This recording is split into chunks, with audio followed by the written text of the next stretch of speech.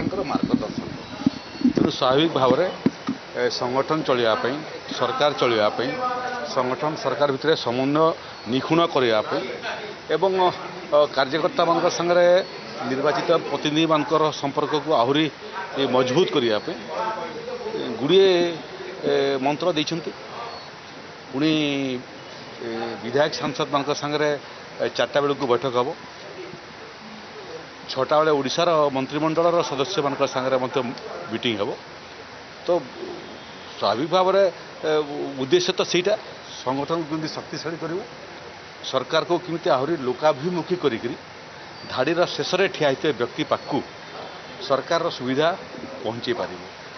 यहाँ ही स्वाभाविक भाव मंत्र नहीं जोटा भी करुचु सेटा तो आगामी दिन में पंचायत निर्वाचन में सहायक हे ना तेणु पंचायत निर्वाचन तो दूर में अच्छी एवं विषय है जे 2 वर्ष सरकार पूर्ति होगापी जाऊँगी आम केते काम करूँ केते काम बाकी रहा लोकंर प्रतिश्रुति पालन करिवार एवं जोटा पालन होती केते दूर लोकों पाखे पहुँची आगामी दिन में किमिति सरकार को आहरी लोकाभिमुखी करी धाड़ीर शेष में ठिया होता व्यक्ति पाखे गरीब कल्याण योजना पहुँचे पारू तार आर्थिक अवस्था को सुधारी पारू एवं विकसित ओडिशार जो कल्पना आम कर 2036 बेलू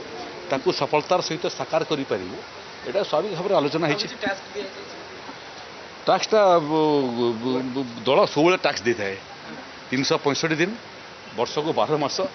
संगठन काम करने टैक्स मिलता है टैक्सटा ऑलरेडी आम पाखे अच्छी से टैक्स केते दूर कलुणी आम एवं आपको केमिति आहरी निखुणतार सहित करूँ से बाबद में स्वाभाविक भाव में आमको परामर्श देते।